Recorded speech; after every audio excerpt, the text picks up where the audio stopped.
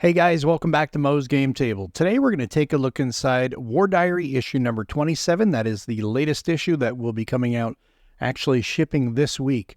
So we're going to take a look inside the digital version of it, which also is shipping as well through email, or it should be very soon if it has not already gotten out there to you. So let's take a look inside this latest issue of War Diary magazine. And we start off with the Prelude, which is the letter from the editor, Roy Matheson. He's going to talk about some changes with the magazine, as well as a change in plans to not publish Off the Line, another game that they were looking to publish. Instead, they will be publishing Night Fighter Command, which is a sister game to Corvette Command, which has been very well received. It is a really cool game. If you've not already checked it out, definitely check it out. It has fantastic graphics. The gameplay is really smooth, and it is very challenging and addicting. And it definitely, if you're going to play through the campaign, it will definitely take you some time.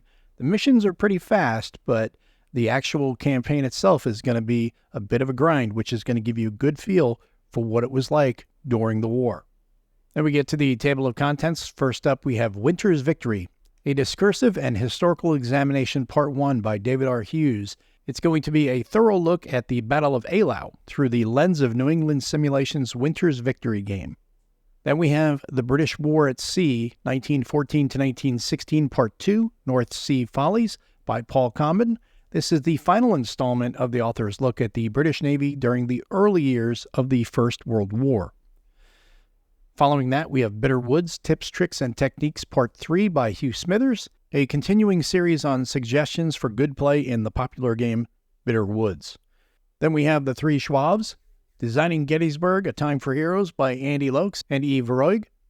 The designers of this new game from Worthington will discuss their design process.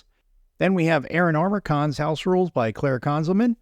This time the author, a former U.S. Army officer, turns his attention to how better to simulate modern tactical battles with his house rules for the game from Compass Games.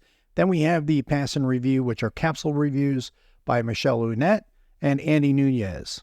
Start off with Winter's Victory, a discursive and historical examination part 1. Remember, this is going to concentrate on Winter's Victory, which is about the Battle of Eylau, 1807, from New England Simulations.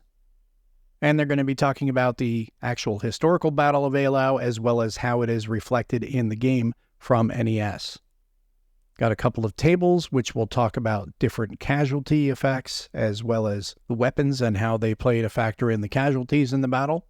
Interesting table here that talks about the forces combined, shots fired per man and gun, total shots fired, casualties caused, and the shots needed to cause 1 casualty. For infantry, it was 200 shots, and for the guns, it was 7. Very interesting stats. There are a couple more tables to round it out, and we finish it out on page 13. Then we have an ad for Historic Wings, a new generation of deeply researched wargame books. And their 2 latest games under development, ME262 and Game of Drones. Then we have The British War at Sea, 1914 to 1916, Part 2, North Sea Follies by Paul Comben. This is going to talk about the British Navy in the early stages of World War I. They're going to have several studies sprinkled throughout the article. And that carries on to page 26. Then we have an ad for Dreaded Flags, Naval Conflict in the Age of Piracy, 1568 to 1720. Another ad from Fortress Games for the First Air War, France, 1915 to 1918. And we have part 3 of Bitter Woods, Tips, Tricks, and Techniques from Hugh Smithers. Going to be going over a lot of different tips, tricks, and techniques, as the article says, about how to play the game better. It's a very popular game, not only for the wargamers at home and with their friends, but also a very popular tournament game. So paying attention to all these tips, tricks, and techniques will help you be better if you're into the competitive mode of play. And plenty of illustrated examples along with supporting text, and that continues on to page 39. And we have an ad for Caporetto, 1917. Next article is The Three Schwabs, Designing Gettysburg, A Time for Heroes by Andy Lokes and Yves Roig. And they're going to be talking about their latest design here for the Battle of Gettysburg, and it's always great to see when these games come out. Yeah, I know everybody says Battle of the Bulge, Battle of Gettysburg, do we need another one? But designers out there always come up with new ideas, new angles to explore through each of these famous battles. We have an example of some of the activation cards, and that concludes on page 44. And then we have an ad for Corvette Command, which we talked about at the beginning of the preview for this mag. Remember Night Fighter Command? That is going to be the next one that's going to be printed, which is a sister game to this. Then we have Sea and Steel, Columbus Voyages from Naval War Games. Then we have Khan's House Rules for Air and Armor. He's going to be talking about stacking, operations priorities, simultaneous tactical fire, the activation cycle, overrun combat, close combat, used unit movement, things like that.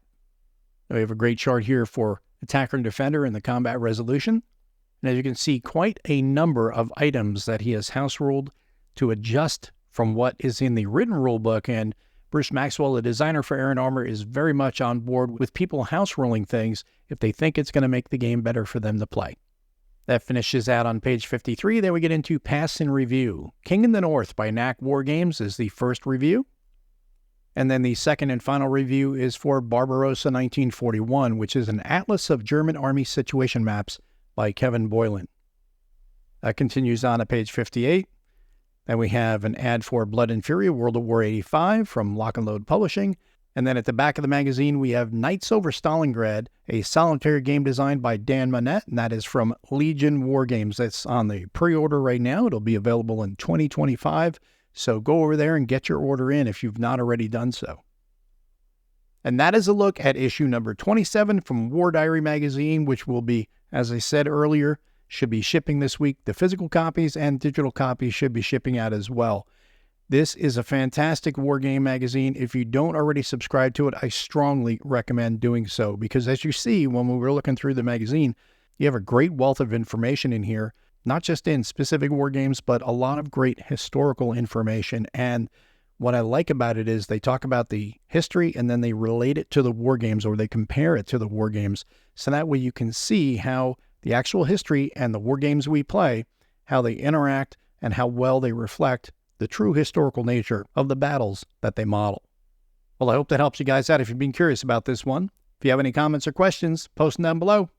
Thanks for tuning in, guys. See you next time.